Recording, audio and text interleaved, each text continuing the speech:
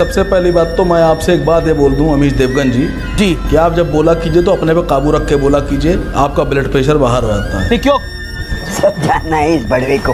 है और जबान संभाल के mister Amish Devgan is not my friend.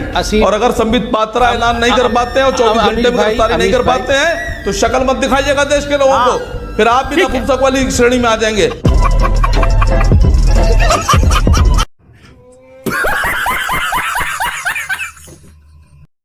थोड़ी मर्यादा रखिए, भाषा की मर्यादा को रखिए, भाषा की मर्यादा को रखिए। जिन शब्दों का आप इस्तेमाल आप अगर मर्यादा में रहेंगे तो मैं भी मर्यादा में रहूंगा। नहीं यार, नपुंसक मर्यादा में रहेंगे तो मैं भी मर्यादा में रहूंगा। शब्द है। अरे हाँ भाई, कि आप इनके हाथ में टमाटर दीजिए और पूछिए क्या है तो कहेंगे टमाटर। और अगर मोदी जी ने गलती से कह दिया आज से टमाटर को कद्दू कहा जाएगा तो ये खट से कह देंगे साहब ये कद्दू है। आप इनसे कहेंगे अभी तो आपने टमाटर कहा, कहेंगे नहीं हमने तो कभी टमाटर नहीं कहा था। आप क्रोनोलॉजी समझ लीजिए। तो ये बीजेपी के लोग हैं, ये बीजेपी के लोग हैं। आपने ऐसी बात कर दी कि बिना हंसे रहा ही नहीं जा रहा। दूसरी बात रागी साहब को यार भाई दिल से बुरा लगा यार, एकदम भाई बता रहा हूँ। वकार साहब, असीम वकार साहब, मैं आपसे जानना चाहूंगा कि आप लखनऊ से हमारे साथ जुड़े हैं और सहयोग की बात है कि उत्तर प्रदेश के मुख्यमंत्री योगी आदित्यनाथ ने कहा था कि भाई केजरीवाल ने तो हनुमान चालीसा पढ़ ली, अब ओवैसी भी पढ़ेंगे, तो मतलब आप भी लोग भी हनुमान चालीसा पढ़ने की तैयारी कर रहे हैं अपना वोट बैंक या बेस बढ़ाने के लिए। बताइए, ओवैसी जी पढ़ेंगे हनुमान चालीसा? क्या करते हो चूतिया? सर योगी जी ने ये बात कही थी चुनाव में जी कि अरविंद केजरीवाल ने तो पढ़ लिया, अब ओवैसी साहब पढ़ेंगे। सर 2014 के चुनाव से पहले भारत सरकार ने वादा किया था कि 2 करोड़ नौकरियां देंगे हर साल, 15 लाख रुपए हर व्यक्ति को देंगे जो भारत के नागरिक हैं, पेट्रोल 35 रुपए में बेचेंगे।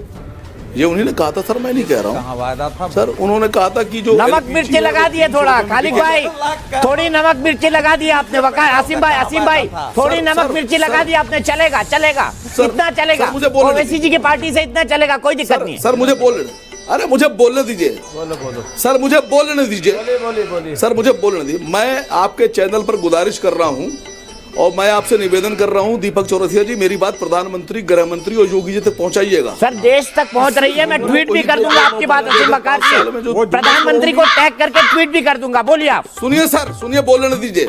वो झूठी साची सब। हाँ सुनिए 5 साल में 10 करोड़ नौकरियां हुई, आप दे दीजिए। 5 साल में आप देश की आधी आबादी को 15-15 लाख रुपए दे दीजिए। आप 30 रुपए में पेट्रोल बेच रहे हो, 35 रुपए में बेच दीजिए। आपने 300 सिलेंडर की बात की थी, आप 350 में दे दीजिए। मैं वादा कर रहा हूं मैं हनुमान चालीसा पढ़ दूंगा। समझ में आया क्या? समझ में आया, मगज में आया? नहीं ओवैसी साहब का प्रॉमिस करिए। बता दूं आपसे, ओवैसी साहब का प्रॉमिस करिए, ओवैसी साहब पढ़ेंगे कि नहीं हनुमान चालीसा? योगी जी से कहिएगा आप। असीम भाई ओवैसी साहब पढ़ेंगे नहीं? अगर आप कहे थी जगह जाकर कि आसिम वकार ने कहा है, सुनिए सर, आप बोलते बहुत है, रिक्वेस्ट सर आप सुना कीजिए थोड़ा सा तो अकल बढ़ेगी।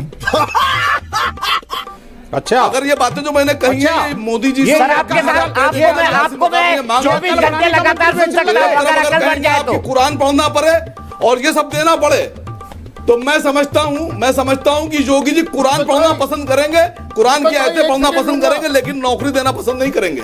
अरे बाप रे, ये तो धोती खोल रहा है। अरे तुम तो बड़े हैवी ड्राइवर है भाई।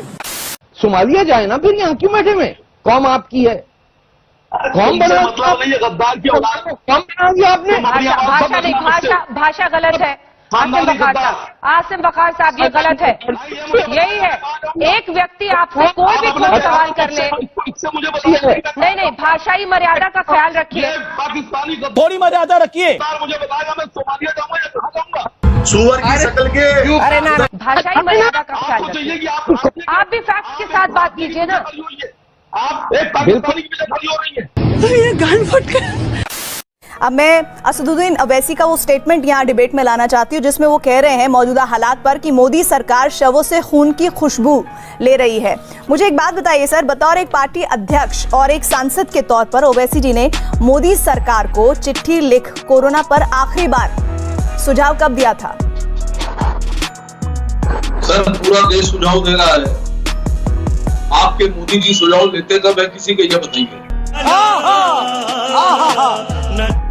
सर मैंने बहुत ही स्पेसिफिक होकर सवाल पूछा है और उम्मीद करती हूँ कि आप स्पेसिफिक होकर ही आंसर देंगे। देखिए सेंसिटिव अगर आप 5 साल पिछले रहे होते तो आज जो हिंदुस्तान में हालात हैं वो ना होते। और मैं आप लोगों से गुजारिश करूंगा कि कम से कम अब सेंसिटिव हो जाइए और सीरियस हो जाइए। जनता को आप मूर्ख समझना बंद कर दीजिए। अगर भारत की मीडिया पत्रकार सरकार से सवाल पूछ रहे होते पिछले 5 साल तक तो ये हालत ना आती। मैं आप लोगों से गुजारिश कर रहा हूं कि आप सवाल पूछना शुरू कर दीजिए, अब बंद कर दीजिए सरकार की पैरोकारी। सर सवाल सबसे पूछे जा रहे हैं, मुमकिन है कि आप थोड़ा देर से जुड़े हों तो आप नहीं सुन पाए होंगे। मैंने आपसे बहुत ही टू द पॉइंट सवाल किया कि आखिरी बार ओवैसी साहब ने सुझाव कब दिया था मोदी जी को।